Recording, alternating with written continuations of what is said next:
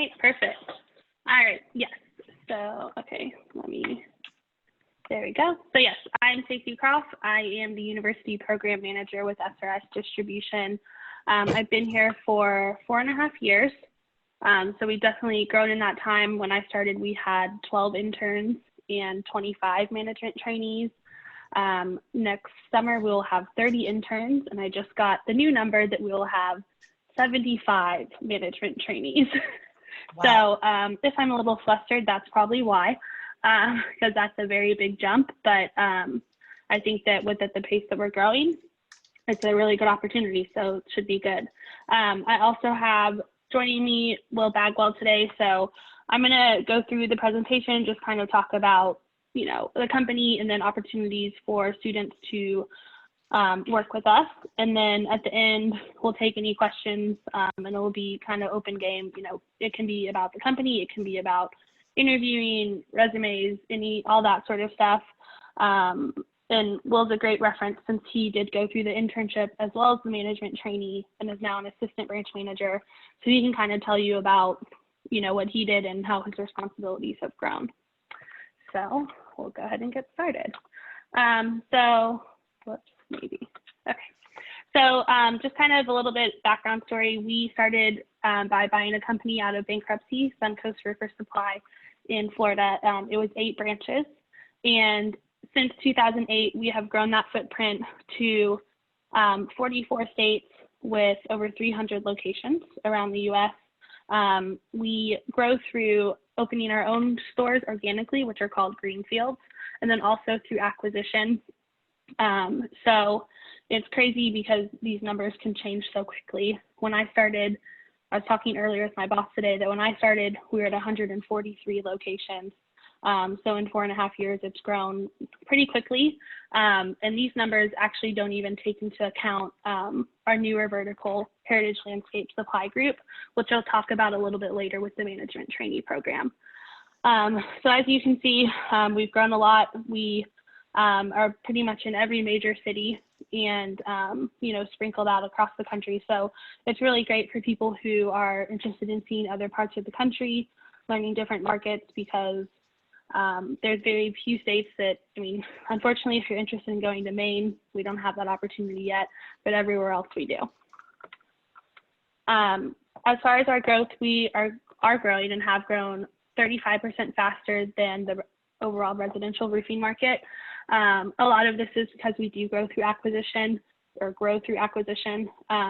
So we have, you know, we will be opening new locations, but then at the same time, we're constantly adding other businesses to our portfolio, which just grows that network even stronger.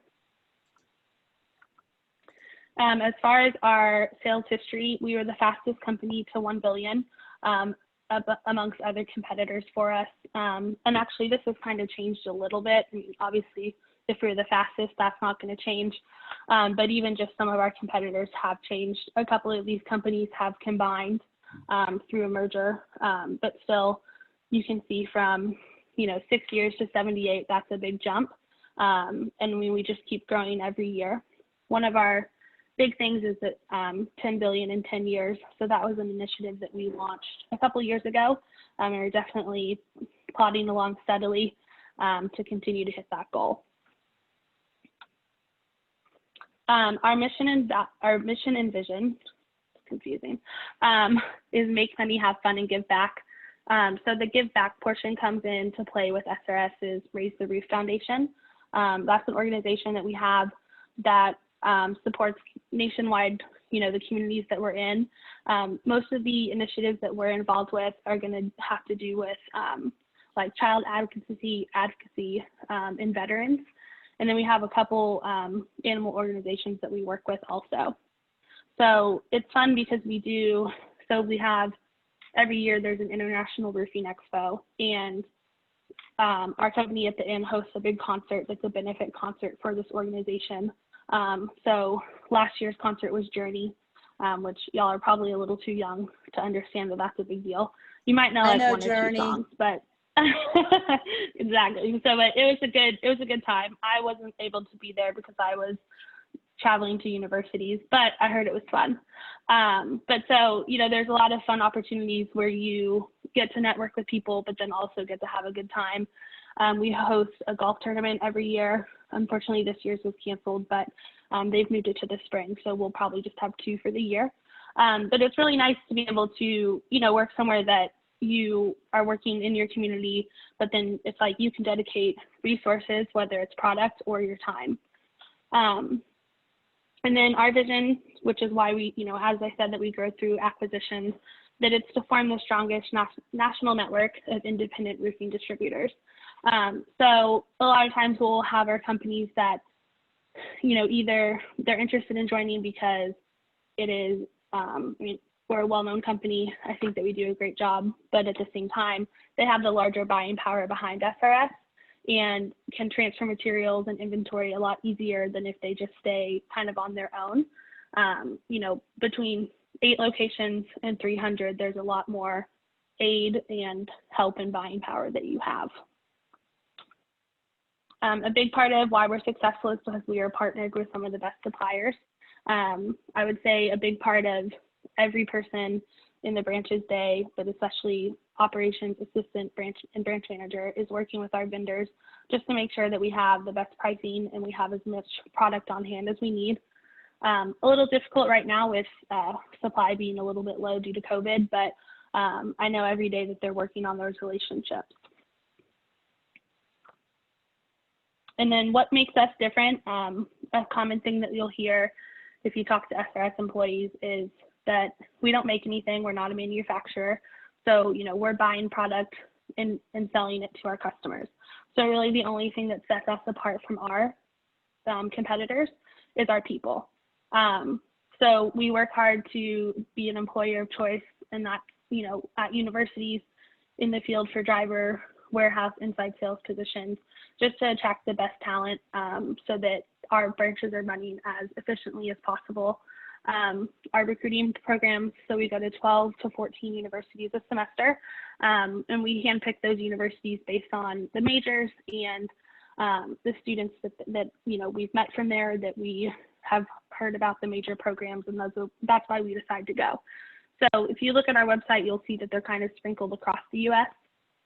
So just for those regions that we do. We continually develop our talent. So aside from the management trainee program, which is for postgraduate training to learn, our industry and how we do things, we have a talent from within program that's for current employees who maybe aren't as open to relocation and don't have a bachelor's degree to enter the MIT program, but it will train them to move into the next role that they're preparing for. So for example, if you're an inside salesperson that's interested in moving to outside sales, it will say, okay, we need to work on, your cold calling and managing relationships and things like that. So it will help them continue to learn those competencies to prepare them for their next role.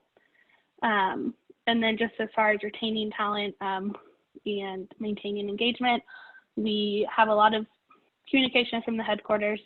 Well, might say too much, but we'll see. But we do a culture IQ survey that we send out annually to our branches just to kind of confirm how things are going, see if there's things that need, a shift for the company-wide or, maybe some attention that needs to be paid just to individual branches about changes. And then so basically if those things sounded like something you're interested in, ways for your days to be like ours, for students to be involved with SRS are through an internship and through a management trainee program. I will say too, we have an MBA program that I haven't gotten the numbers for yet, so I don't have it on here because I'm not sure if we're going to hire for them this year, or if we're going to focus on MIT, but we'll go from there. So for the internship, oh wait, I forgot. I added some slides, sorry.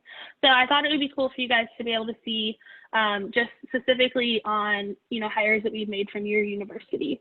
So since I started in 2016, we've had 13 summer interns that we've hired, and then we've had 15 of them, 15 management trainees. So of the 15 that came on full-time, 7 of those did initially do the internship with us and then accepted a full-time offer. But yeah, so I would say those are pretty strong numbers.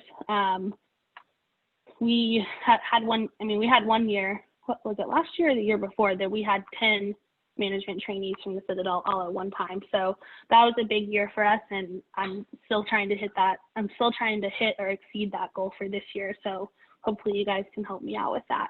We are too, Stacy. We got your back. So for the people who did the internship and the management trainee program, some of them just entered the MIT program in June, and then others are operations manager, assistant manager, branch manager, and branch manager. So I thought what would be cool is to tell you guys a little bit about what some of their responsibilities day to day are. So I asked each of them. They sent me a lot more information than this, but I didn't think you would want to read through 6 slides of what each of them do every day. So for the most part, I mean, a heavy part of their day is going to be making sure that, the trucks are being routed properly. That's going to help with the orders getting out efficiently. It's going to also make it to where our customers who utilize our Roof Hub app will be able to see when the materials drop. So it's a pretty good mix of operations and then also just working with the customers. And I asked them what made them successful in doing these things. And so a lot of the feedback what they had was, looking outside of what your current responsibilities are to see if there's something else that you can learn and take on from your current manager. If you see something that needs to be done, taking initiative to do it, not waiting to be asked to cover it or, till it's a last minute thing and now it's super urgent when you could have taken care of it beforehand. A big one I got from people was if you make a mistake, own up to it. I mean, things are going to happen. But that, the quicker that you own up to it and think on your feet and fix the problem, obviously that's going to help you, you're going to look better to the customer because you're going to have claimed the responsibility and just fix it, instead of like, oh, well, I'm just not really sure what happened. And then just staying alert and being ready to help someone at any point of time. I think something I hear a lot from the branches is you can plan your day, but you never know what's going to happen throughout it. So where it's like you could have every intention of these 10 things, but then once the day starts, there's 10 other things that are a bigger priority. So just being able to constantly shift those things, but still not losing sight of what your initial goal was a big thing that they said made them successful. So on to the actual programs that we have. So for the summer internship, it's 10 to 12 weeks. We're going to have 30 interns. So we select our mentors based on a couple different things. So we look at their performance reviews from the previous year, and we also look at the culture IQ scores that the branch completes. So basically, you're not going to be a location where it's one of those of like, oh, well, we just need some summer help. Or, we're short-staffed, so we could really use an intern to help offset some of the stuff. So it is nice because you're at somewhere that in most instances they have already had a trainee, so they understand the goals and what's expected of them for the summer. You'll do a bunch of different things, everything from warehousing to outside sales. You'll have a project that you'll work on. They change every year. So, but some of the ones from this past year are about better leveraging technology that we use, looking at different purchasing ways to purchase, and looking at our current training programs and saying, hey, what could be done differently or better, and then just process improvement.